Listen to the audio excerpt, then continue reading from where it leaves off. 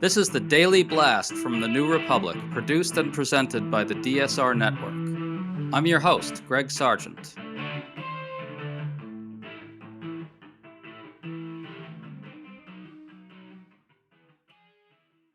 Donald Trump's administration blames everything it possibly can on immigrants, whether it's crime or welfare fraud or even high housing costs.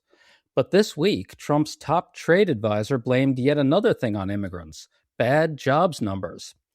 Peter Navarro said openly that we should revise our expectations for job creation downward because there are fewer immigrants in the country, and he presented that as almost an achievement.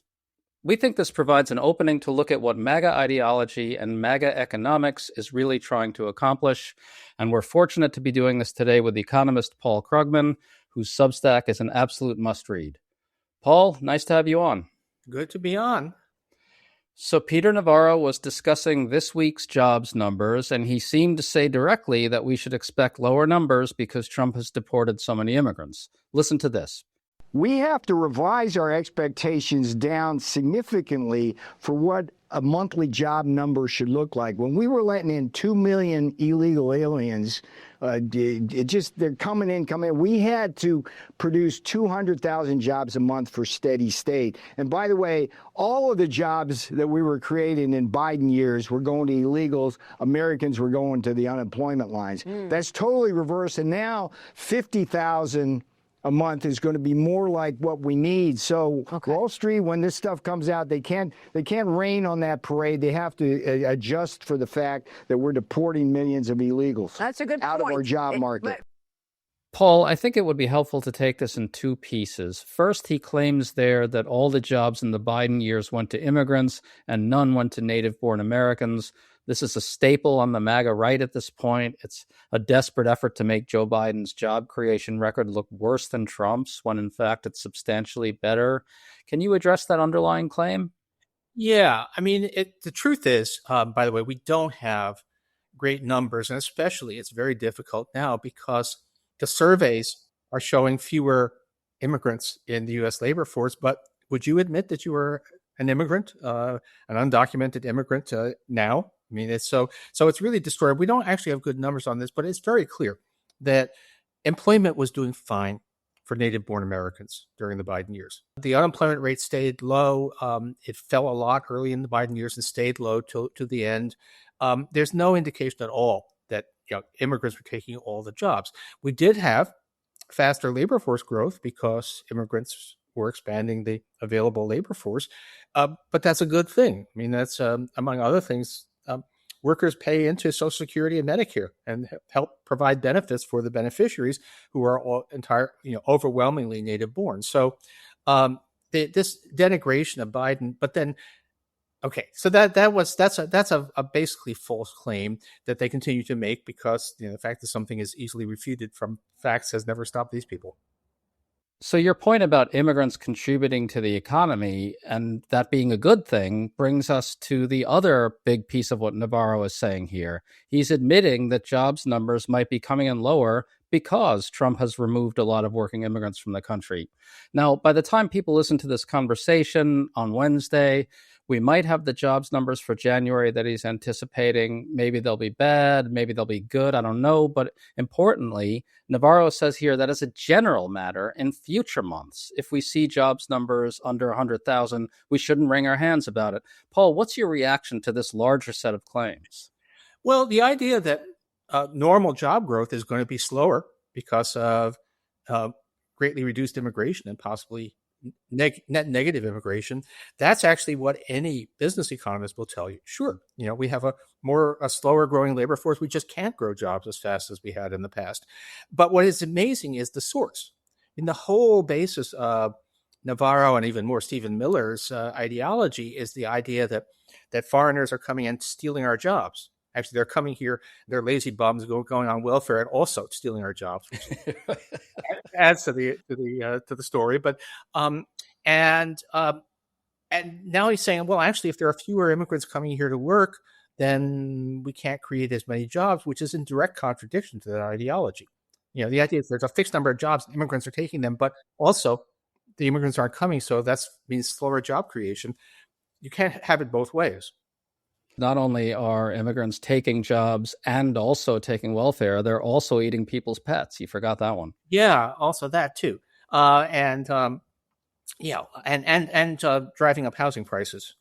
Even though a lot of immigrants are construction workers. I mean, it's the incoherence of the stories reflects the fact that none of the ostensible reasons that they are anti-immigration are the real reason. It's not about jobs. It's not about it's about they want fewer brown people in America. Well, that I think is what makes this even more striking. Navarro's claims here kind of bring a rare kind of clarity to what MAGA ideology and MAGA economics, if that's a thing, are really trying to accomplish. In a sense, Navarro is saying that lower jobs numbers are a good thing, provided that their cause or supposed cause is that there are fewer immigrants in the country. That's revealing. It seems to say explicitly that the top Trump priority is reducing the number of immigrants in the country, including ones who are working and not criminals, regardless of what the consequences are for the economy. In other words, Paul, ethno-nationalist re-engineering of the country is the paramount aim, and that's a good accomplishment, even if it hurts the economy. Is that the right way to think about this? Yeah, I mean, woke liberals like me say that immigrants are good for the economy, and in effect, Navarro is saying, yeah, they're good for the economy. We don't care about that. So that is not the line they've been selling to the public. But I mean, Navarro, at least on this, he's not being stupid. In fact, going forward, we're going to be seeing substantially lower job growth. In fact, one of the things that happens with these jobs numbers is that the job growth since Trump took office is very low. Job growth since he put his tariffs on in April is basically nil.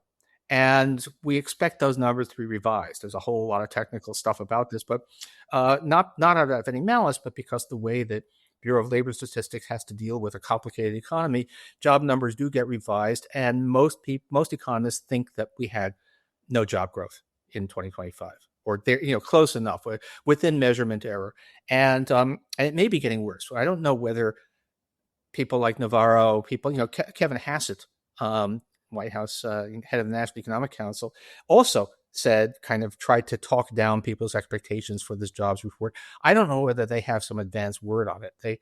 They're not supposed to, but not supposed to hasn't been much of a help these days. But we certainly are looking at nothing like it. Making America great again is not something you achieve by actually starving the economy of workers. Right. And I want to underscore the point you made about how they don't tell this story to the public ordinarily. In other words, I think Navarro here is kind of unmasking almost accidentally the core of the MAGA scam about the economy and immigrants. Is that right? Yeah. I mean, I think he's doing it because he is trying to soften the blow of what is probably going to be at best a disappointing jobs report. But he is he's not completely ignorant to the economics. It is in fact the case, as any Wall Street economist can tell you, that with immigration having collapsed, that we're going to see lower job growth in the future. But that is not at all what he and his colleagues were telling us. So it's the scamminess is fundamental to the whole enterprise. What is the story they were telling us? The story they were telling is kind of there's a certain number of jobs.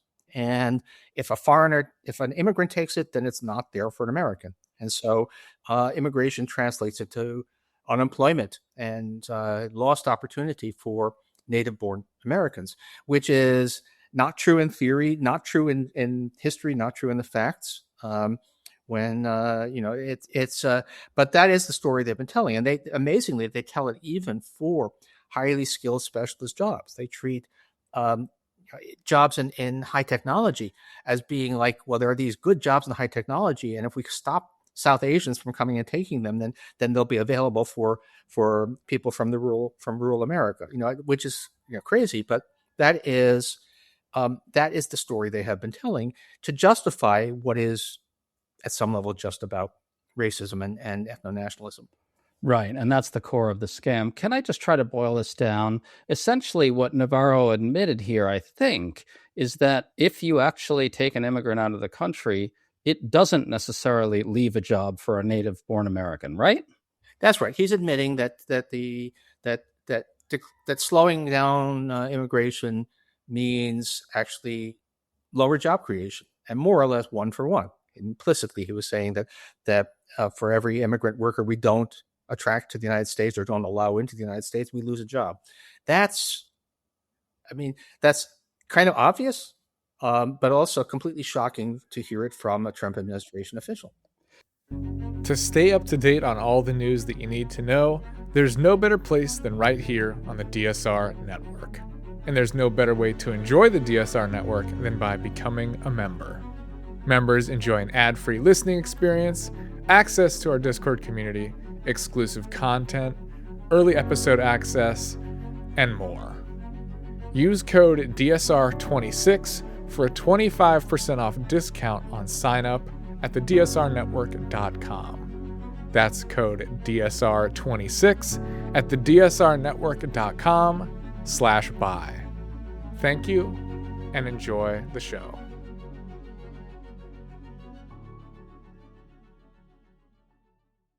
It certainly is. Well, you had this great piece arguing that for Trump and MAGA, ethno-nationalist sadism, those are my words, is fundamental. Removing as many immigrants as possible for ethnic cleansing purposes is ideologically more important to them than anything economics related, you wrote, and I think that's right. I want to broaden this. You can see this in other areas as well. So, for instance, Stephen Miller is diverting massive law enforcement resources away from serious crimes like child and drug trafficking and putting them toward deportations to get the removal numbers as high as possible, which requires focusing on removing nonviolent people because there aren't enough criminal immigrants there. So, Paul, there you have Trump and Miller directly prioritizing ethno-nationalist re-engineering over public safety. They're saying the former is more important than the latter. And they're also saying that this re-engineering is more important than the economy as well. How do you think about all this?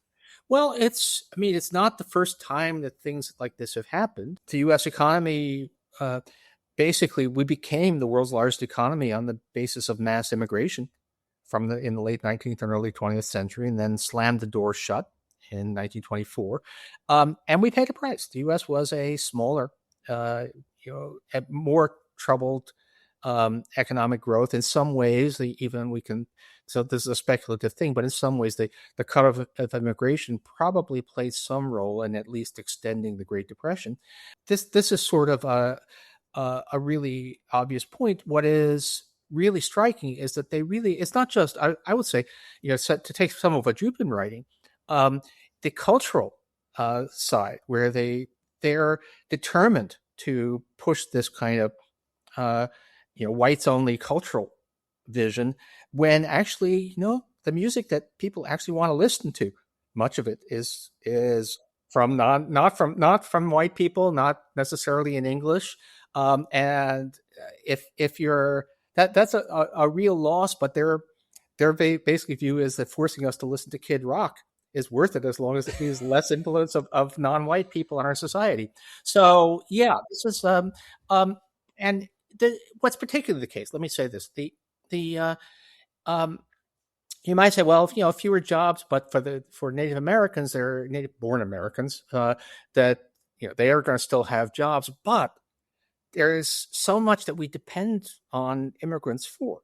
I'm working now. There's some new work about just how dependent care for the elderly is on immigrants.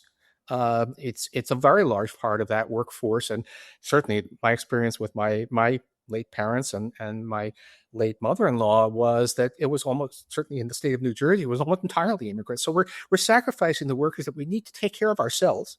We're sacrificing the people who pay the money into Social Security and Medicare through the payroll tax, all in the name of trying to restore a kind of whites-only paradise that really never existed. I mean, just to put in perspective how crazy this is, we are looking at serious demographic problems over the long term. We're looking at an aging workforce. We're looking at, ballooning costs for the social safety net, especially for the elderly. And there are people who are banging down our doors, begging us, right? Begging us for the opportunity to come here and pay taxes into those things and pay for those things. And we're saying no. Is that the size of this? That is the size of it. We have, until a year and a half ago, the U.S. long-term outlook looked better than that of other advanced countries because we were open, because we had immigration. Like everybody, we have declining fertility, but immigrants were helping us to keep working age population on a growth path. And now we're saying, no, we don't want those people. How is it going to work? And it's, all modern societies are run to a large extent on having working age people pay taxes and do essential labor for a growing elderly population. And we're just cutting all of that off out of nothing but prejudice. I mean, it sounds like that's basically the size of this. I want to point out, though, that Democrats have an argument here that they're not making about this set of priorities, all these sets of priorities we're talking about. Obviously, Democrats can say ICE's brutality is a moral horror and stain on the nation, which it is. But they could also say that Trump and MAGA think that it's good to spend billions on huge prison camps and good to divert massive law enforcement resources away from child and drug trafficking to imprison non-criminals who would otherwise contribute vitally to our economy and would otherwise be giving us money in the form of tax payments to fund all these things we need to fund. These are insane priorities, and if the public understood them more, I think Trump would be even more unpopular. You had this great line in your piece saying that failure to engage on these things is both immoral and stupid politics. Can you talk about like what Democrats could be doing with all this stuff, maybe more? Yeah, well, no, I'm not a political strategist, although I'm not sure that the political strategists have exactly covered themselves with glory in recent years. But it does look. It's really the sea change. There was a brief moment in 2024 when anti-immigrant rhetoric got some traction, and it combined with the fact that we'd had a bout of inflation and all that, and was way over interpreted the 2024 election, thought that the American people actually liked Stephen Miller type policies. They really don't. And I've been both horrified and greatly reassured by what's happening in Minneapolis, which kind of confirms, living in New York, what you realize is that when immigrants are your neighbors, after a little while, you stop thinking of them as foreigners with a different skin color and start thinking of them as people. And so the public doesn't like this. The public still, all right, I understand that people don't want the sense that the border is out of control. But I think that there's a real opportunity to crusade not just for the humanity, but to say we need these people. This is America. We are the melting pot. We are able to attract the world's best and brightest. Why are we sending them away? Well, just to underscore your point, there was a certain type of pundit, a few of them worked at your former employer, who really saw Trump's 2024 victory and overreacted or willfully misinterpreted it, I think, and essentially said to themselves, okay, this must represent a large cultural turn against immigrants, when in fact, what I think happened is, Biden's border policies were really, really rough. He was dealing with certain challenges that even Trump is not. But putting aside whether Biden's, to blame for them or not, to some degree he probably is. That was what people were reacting to, an out of control border, and they kind of thermostatically went to the other party on this issue. It wasn't like this wholesale or kind of massive cultural sea change against immigrants that I can see. No, and in fact, people like you and me divide things up into issues and have clear distinctions. How do you feel about immigration? How do you feel about inflation? I think that's not how most voters react. There was a kind of feel. There were vibes saying that things were out of control. Prices are way up and there are all these people coming across the border, and it all got intermingled, but that there wasn't a fundamental cultural change. Polling on immigration is right back, if anything, more favorable to immigrants than it was before. The whole idea that there was a mandate, I don't think there was a mandate even for a general crackdown on immigration, and there certainly wasn't a mandate for what we're seeing in what we're seeing ICE doing, and Democrats, I think, are still running. A lot of Democratic politicians are still running scared.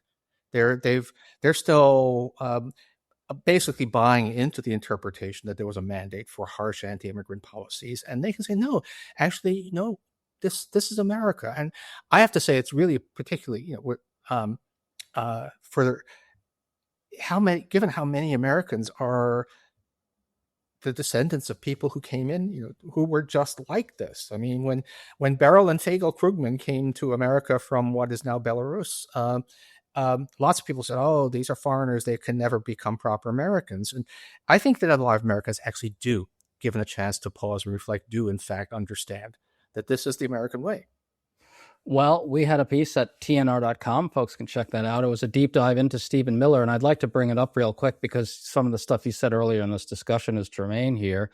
His immigrant ancestors also came here in the early 1900s from that same part of Russia, and it turns out that Stephen Miller has written positively about the 1924 law that you talked about earlier, which imposed racial quotas on immigration and essentially created a real stoppage in immigration for some time. You pointed out that there was there's some data shows that this might have made the country a little smaller, might have prolonged the Great Depression.